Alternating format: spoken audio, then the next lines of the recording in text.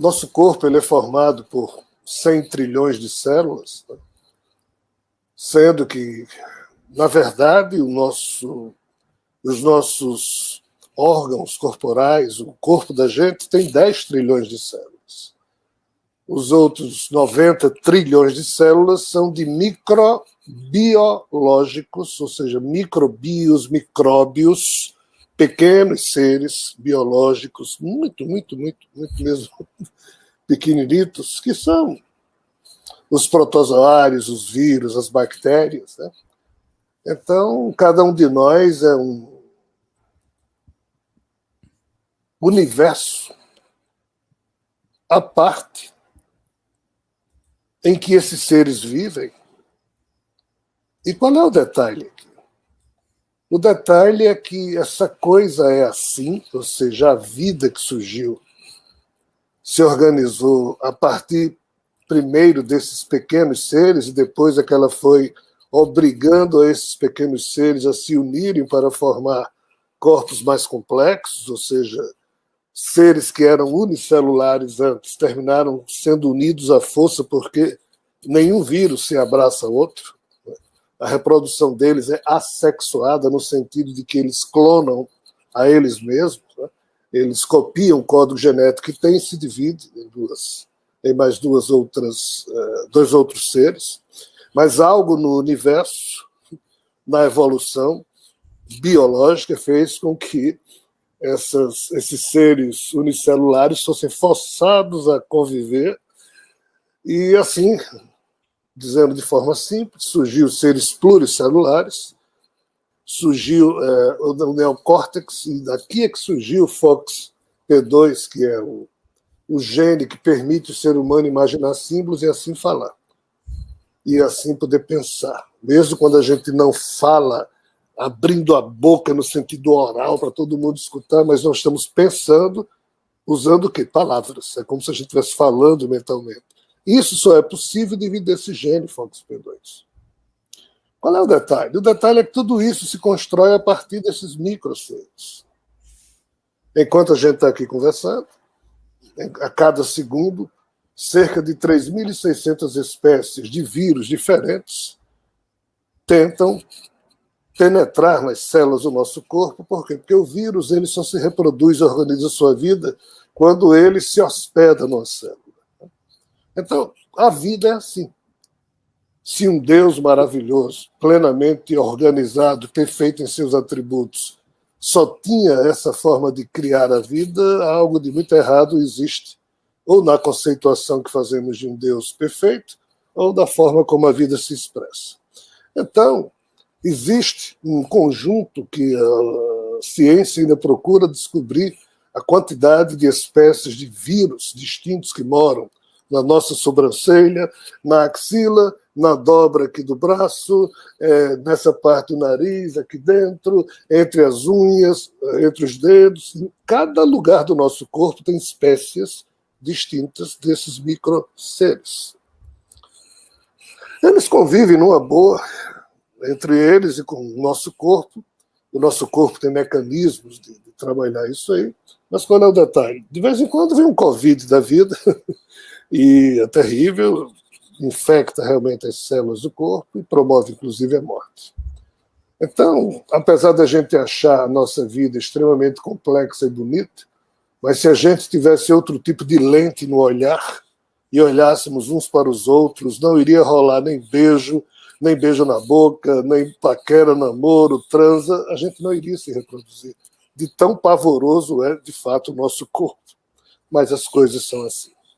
Deu para organizar a vida dessa forma, alguém colocou uma lente não tão objetiva assim na nossa capacidade ocular, e a gente se acha bonito, belo, mas olhando microscopicamente viria isso. O que diabos é o Toxoplasma gondii? A todo momento os vírus estão fazendo mutações, ou seja, modificações adaptativas e modificativas deles mesmos. E há cerca de 10 mil anos atrás surgiu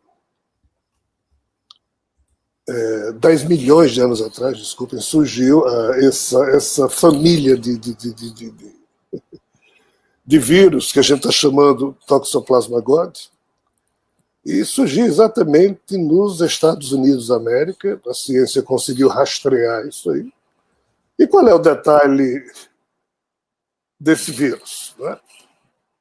Esse vírus surgiu dos felinos, no organismo dos felinos, porque, mais especificamente de todos os animais de corpus quente, os felinos têm uma característica de não utilizar uma certa enzima na hora da digestão, e esse vírus Toxoplasma gondii adora essa enzima porque permite que ele se multiplique, ou seja, que ele transe.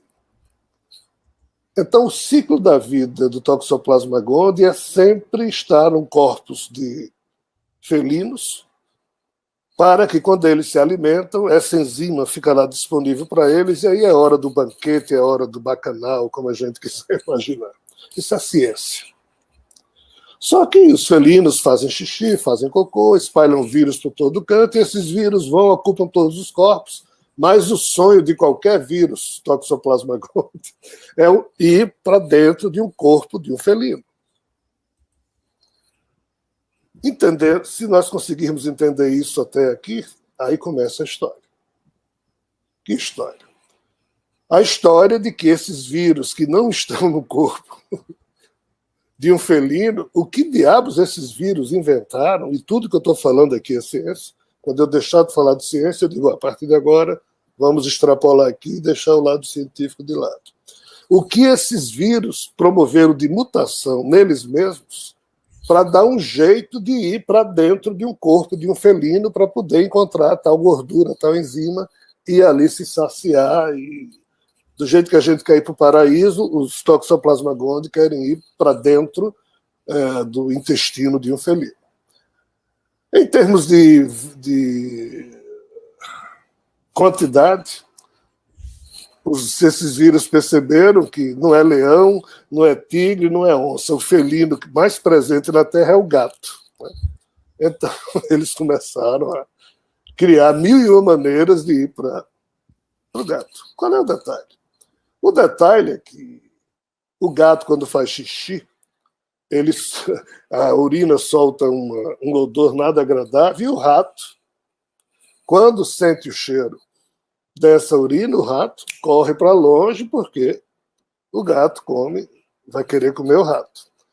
Mas qual é o problema? No rato, os Toxoplasma gondii descobriram que, se eles habitarem o interior, o intestino, o corpo de um rato, e fazerem com que o rato fique pirado, eles podem, então, conduzir o rato para ser facilmente comido pelo gato, porque assim os vírus que estão no rato, quando o rato for comido pelo gato, passam a compor o organismo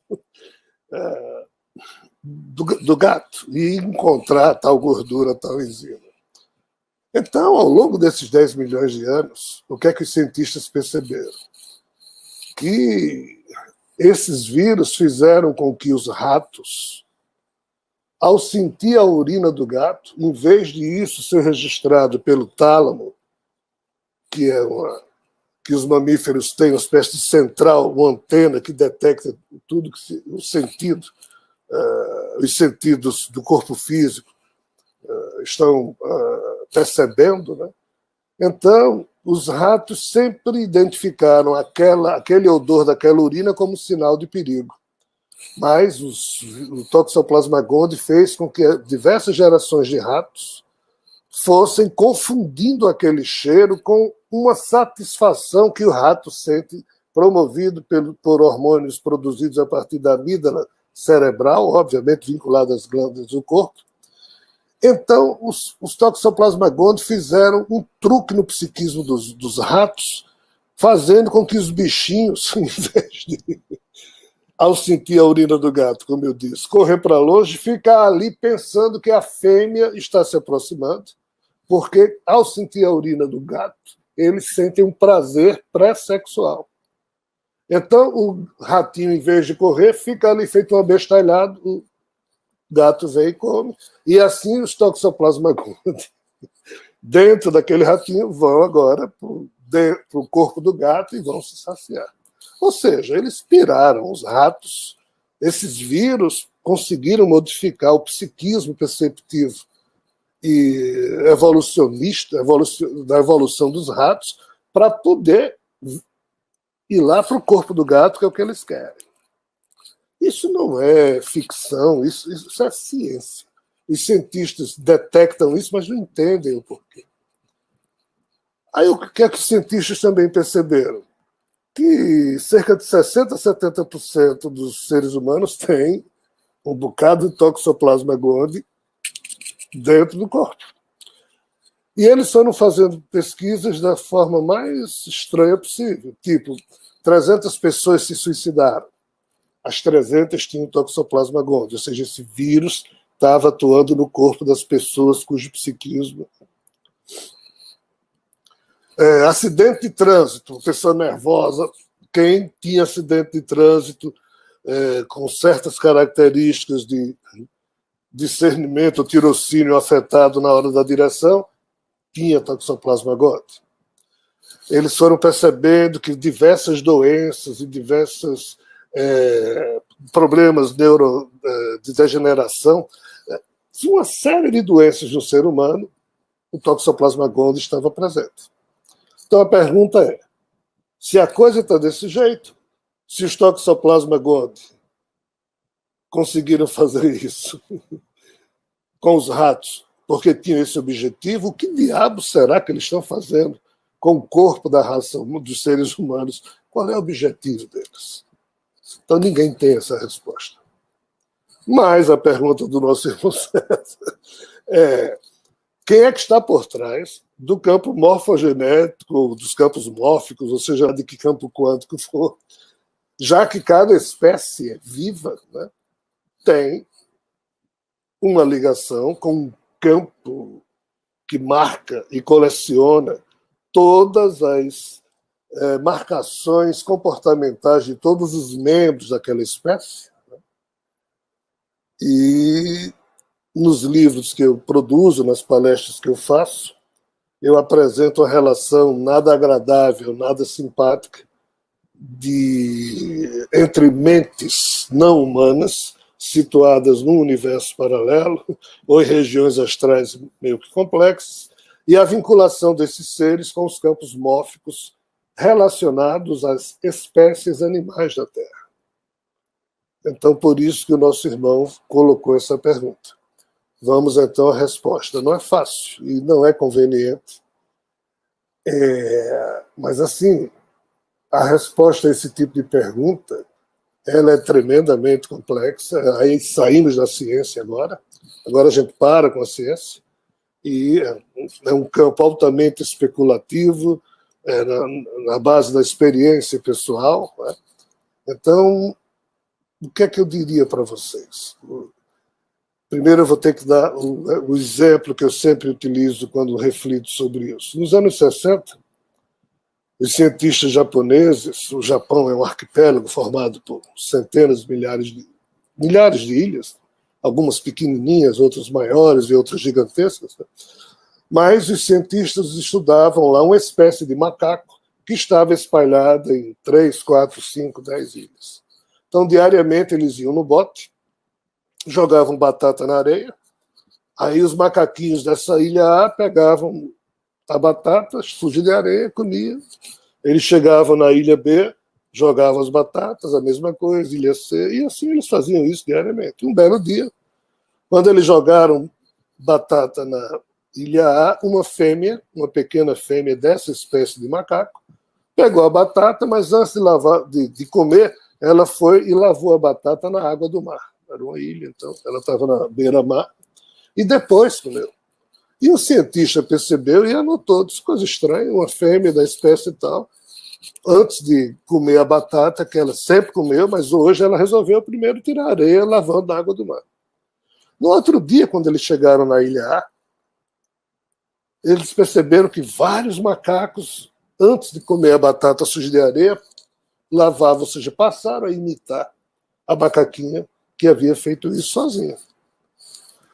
Chegavam na ilha B, jogavam batatas, os macacos comiam lá batata com areia, tudo bem. No outro dia, Chegaram na ilha A, jogaram batata, vários macacos lavaram a batata na água. Quando chegaram na ilha B, que jogaram as batatas, vários macacos da ilha B, que não podiam ver os macacos da ilha A, porque as ilhas são distantes, simplesmente tinham já automatizado aquele hábito e lavaram a batata na água do mar antes de pôr na boca. Esses cientistas começaram a se perguntar, como é que pode? Esses macacos não podem enxergar o que os outros da outra ilha estão fazendo, então eles perceberam que havia um campo, ou algo a uni-los, né? Os membros de uma mesma espécie, e o comportamento de um membro, depois de 10 membros, depois de... Então, essa teoria do centésimo macaco, ou seja, quando um centésimo macaco, metaforicamente falando, também automatizou aquele hábito, toda a espécie recebeu uma influência meio que intuitiva para também fazer aquilo. Isso é o que se chama campo mórfico. Os campos morfogenéticos ou campos mórficos comportamentais, social, etc. E, em tese, toda e qualquer espécie tem isso. Jesus, quando esteve entre nós, Siddhartha Gautama, quando esteve entre nós, homens e mulheres maravilhosos, quando estiveram entre nós, sempre nos chamaram a atenção para os comportamentos supremos, os conceitos supremos. O que de mais belo e superior um ser humano poderia fazer. E na hora em que um fizer, marca o campo mórfico humano, e outros vão fazendo, até que o centésimo ser humano, entre aspas, metaforicamente falando também, quando a certa massa crítica de humanos automatizar aquele comportamento na arte do bem, na direção do bem, o resto da espécie vai receber aquela influência. Mas qual é o drama? Isso não é só na arte do bem. Nós, seres humanos, somos a única espécie que a gente pode ser maravilhoso, mas também a gente pode ser monstruoso. Então, se tiver um gênio, um ser que está situado fora da matrix, que é a nossa biosfera, que é esse universo que a gente vive, e que esteja tentando fazer com que a raça humana adquira comportamentos estranhos, que a raça humana se comporte de tal forma para que eles consigam absorver, né? Eles consigam...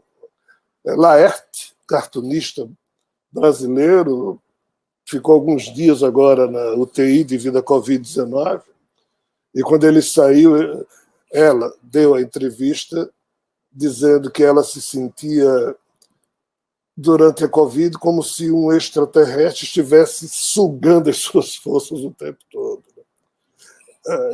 Ele falou extraterrestre.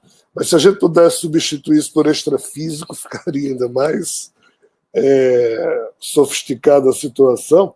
E então a pergunta do nosso irmão tem a ver com o fato de que quem estaria por trás, né, desse tipo de coisa. Infelizmente, isso é real, só que é real ou pertence a um nível de realidade que, para nós humanos, discernir isso só nos tornando muito adultos, livres da crença fanática fundamentalizada e termos um equilíbrio psíquico em que a gente possa tratar de assuntos desagradáveis, mas sem nos tornarmos mais desagradáveis ainda, sem nos perdermos no equilíbrio daqueles que buscam a verdade, que aqueles que buscam a verdade têm que ter.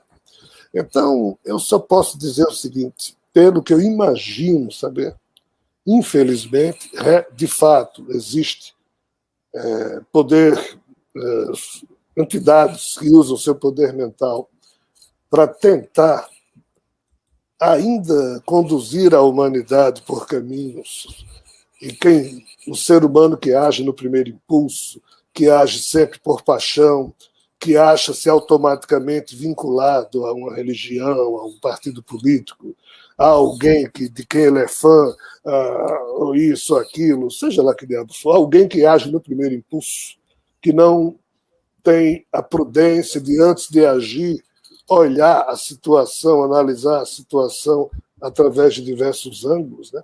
aquele que é alinhado, obcecado no comportamento do primeiro impulso, fica fácil para esse tipo de ser humano ser dominado por esses seres. Só que esse tipo de ser humano corresponde a 99% dos seres humanos da Terra. Todos nós, humanos, ainda não nos fomos educados para isso, porque exatamente estamos sendo condicionados há milênios para não nos libertarmos jamais dessa condução. Então, dizer exatamente o nome de quem está por trás disso, olha, muitos estão, não é um só. O Toxoplasma gondii é um só, mas esse trabalha no sentido de capturar os eflúvios, porque do jeito que a gente se alimenta de carne aqui na Terra, muitos se alimentam, esses seres que estão situados em outras faixas de outras matrix, eles se alimentam de eflúvios vibratórios, é uma outra história. Então, o Toxoplasma gondii tem figuras que tomam conta deles, dirigindo-os porque tem objetivos no campo alimentar. Os seres humanos, não é bem questão alimentar. É porque esses seres retiram sequências genéticas do nosso genoma, esses seres mantêm, às vezes, governos em países, em regiões, em estados, em cidades, currais religiosos, currais eleitorais, currais políticos, porque o rebanho é sempre mais fácil de conduzir. Se você tem 50 pessoas livres, você tem que descobrir como lidar com 50 características diferentes, mas se os 50 formam um rebanho, você dá uma ordem, o rebanho todo vai. É nesse sentido que, infelizmente, essas figuras tentam fazer o quê? Estragar o trabalho de Eva e Adão. Eva e Adão foram os primeiros, no sentido do que a gente consegue ler na mitologia judaico-cristã, que romperam com o domínio dos deuses sobre o psiquismo humano. Mas, na verdade, Pandora, no sentido da mitologia grega, já tinha agido antes desse evento que a gente conhece como a questão do Jardim do Éden, mas essa história nunca acabou. Apenas nós somos condicionados a achar que acabou, porque alguém maravilhoso cuida da humanidade e a humanidade está bem conduzida, eu confio, estou no colo de Deus, Jesus resolve tudo por mim, e nessa perspectiva de tornar o ser humano cada vez mais infantilizado e menos adulto, no sentido de assumir suas próprias responsabilidades existenciais, parar de encher o saco de santos, de espíritos, de Deus, de ETs. Nós humanos transferimos tudo para esses seres. Isso é alguém, entre aspas, mexendo. Será que o Toxoplasma gondii está habitando tanto assim o corpo dos seres humanos e está nos deixando tão esquisitos ou meio pirados como fizeram com os ratos? Fica aí a reflexão. Ainda tem a pergunta dos fenvães, né, cara? Putz, os fenvães. Na trilogia Terra Atlantis, que nós produzimos há alguns anos atrás, que são 3 livros, O Sinal de Lands-End, Frota Norte, o segundo livro, o terceiro livro, Era Sapiens. Né? Esses livros, basicamente, eles falam do período pré e pós o chamado Império Atlântico aqui na Terra, mas ele se ancora nos desdobramentos do mito do ovo cósmico. O nosso universo não existia nada, e os nossos ancestrais disseram que desse nada surgiu um ovo, e esse ovo, um belo dia, quebrou, e desse ovo saíram 3 coisas. 2 universos e o Criador caído em um dos 2 universos. Na hora que você olha a mitologia hindu, o Brahmananda, anda em sânscrito quer dizer o ovo de Brahma. Brahma seria o Deus Criador, seria o Javé deles. Né? Então, o Brahmaloka e o Buloka seriam os 2 universos que nasceram juntos, um de matéria e outro formado por antimatéria, e Brahma caído em um deles. Na mitologia chinesa, por exemplo, é dito que esse ovo chegou a hora dele dar a vida, então ele expeliu dois universos, o Yin e o Yang, e o criador chamado Panku, caído no Yang. Então, o que diabos são os Fenvais? O problema é que, como o criador caiu primeiro em um universo e não no outro, esse universo aqui primeiro gerou vida, essa vida faliu depois de 6, 7 bilhões de anos, e essa vida, então, desse universo antimaterial, o código genético apodrecido de lá foi transferido para o universo chamado Yin, ou Buloka, que é o nosso universo biológico, e por isso os mundos aqui foram semeados com moléculas-mãe, como foi o caso da Terra.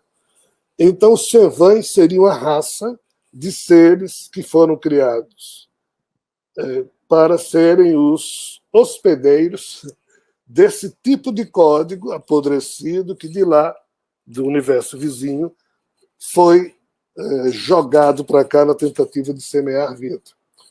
Então, os Fenvais sofreram muito, ainda sofrem, estão presos nessa interseção desses dois universos. Só a mitologia fala, dá um nome a essa região situada entre esses dois universos, a mitologia nórdica, que chama de Ginnungagap, em que o criador caído, no caso na mitologia nórdica, cujo nome é Ymir, ficou aqui 18 mil anos tentando segurar Niflheim e Muspelheim, que seriam os dois universos assim referidos na mitologia nórdica, né?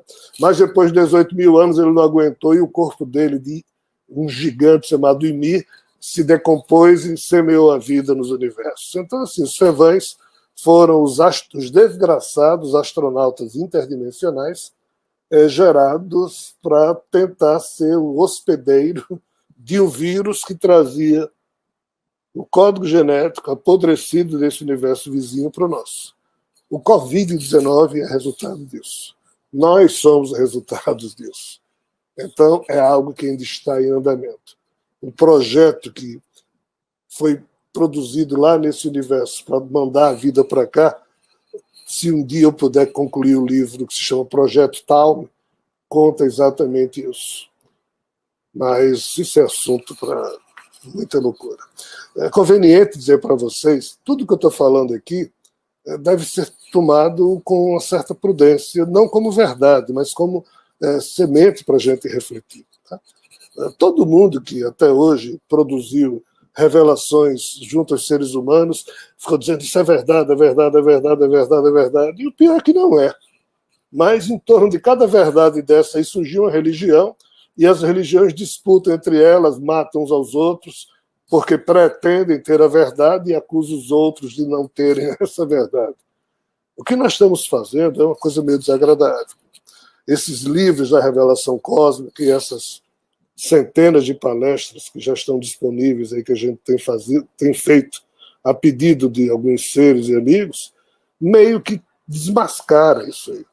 Então não é agradável, não reforça o que está posto, então termina sendo desagradável, e eu sei que muita coisa que a gente fala termina ferindo quem está escutando, então já de antemão peço desculpas e digo com muita tranquilidade, nada disso deve ser tomado como verdade, porque só as gerações futuras poderão, com o avanço da ciência, com o progresso das ideias, o discernimento filosófico, espiritual do ser humano, quando nós deixarmos de sermos vítimas do Toxoplasma gondii e pudermos pensar por a gente mesmo, mas se tem ratinho que confunde um cheiro, que ele deveria correr desse cheiro, mas ele confunde pensando que vai ter prazer, somos nós, os seres humanos. Que, existe uma reflexão que eu não gosto muito, mas vai lá.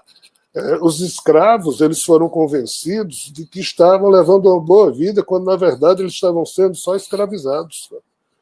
E os escravos não são só os escravos históricos, são escravos de ideias, escravos de coisas malucas, como essa percepção que o ratinho teve a partir da influência do Toxoplasma gondii. Então, nós, seres humanos, nós estamos muito influenciados por esses vírus que a gente nem imagina, e a turma por trás deles faz com que a gente tenha ideias absolutamente malucas, acredite nisso e passe a viver com base em narrativas que não têm relação nenhuma com a verdade.